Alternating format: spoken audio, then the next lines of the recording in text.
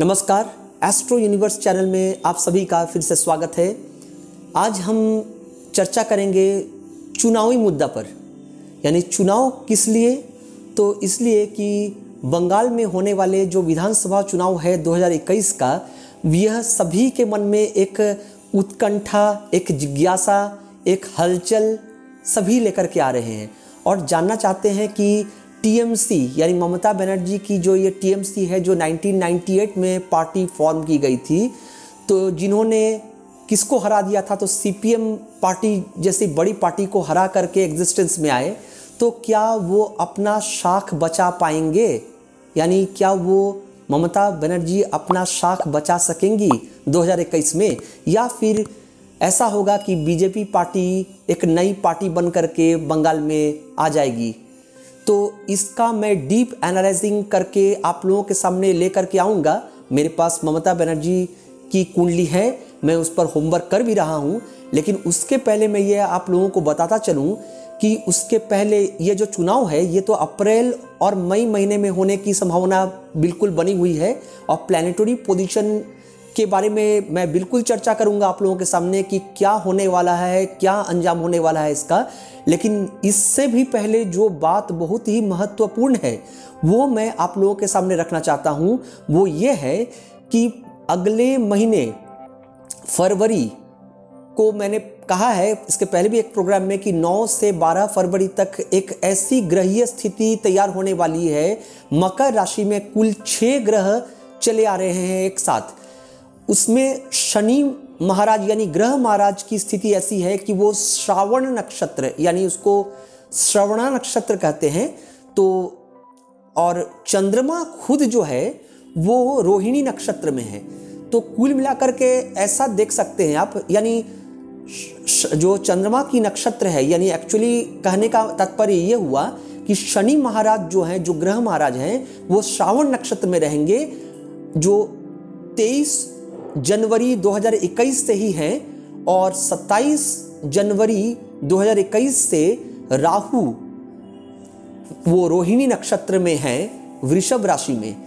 तो ये दो जो ग्रहों का कनेक्शन है, हालांकि शास्त्र में ऐसा कहा गया है शनिवत राहु और कुजवत केतु, यानी राहु का फल शनि के समान और केतु का फल जो है कुज अर्थात मंगल के समान माना जाता है। तो राहु की दृष्टि जो है, चूंकि वो क्लॉक वाइज चलते हैं, तो उनकी 5वीं दृष्टि आकर के शनि पर पड़ रही है और शनि के ही आदेश का पालन राहु करते हैं। तो जो स्थिति बन रही है, ऑलरेडी बनी हुई है 23 और 27 जनवरी से लेकर के, यानी 2021 जो अभी चल रहा है, अभी भी जनवरी का महीना चल रहा है, एक दिन बचे हुए हैं।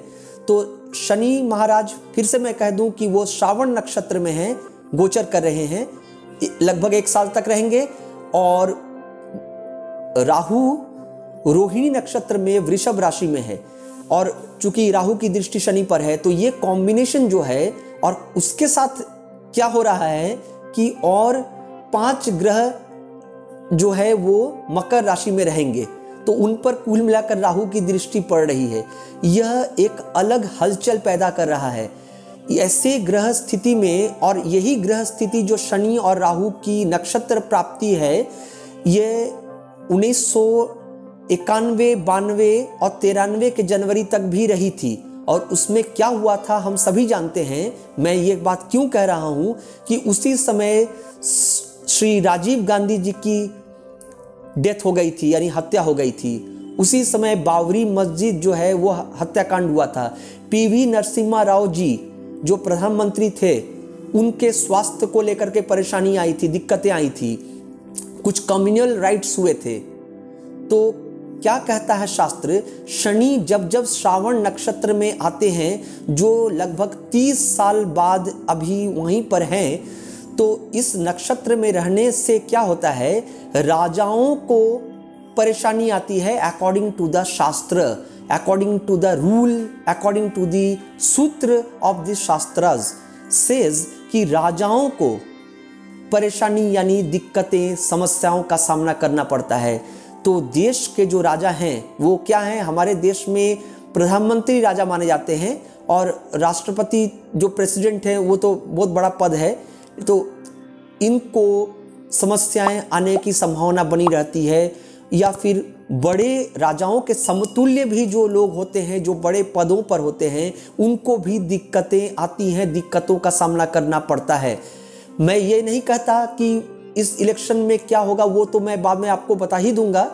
आप हमारे वीडियोस के साथ बने रहें, क्योंकि इलेक्शन पर मैं कई सारे लोगों की कुंडली यानी इन नेताओं की कुंडलियों का बिल्कुल विस्तारित विश्लेषण करके आप लोगों के सामने लेकर के आऊँगा।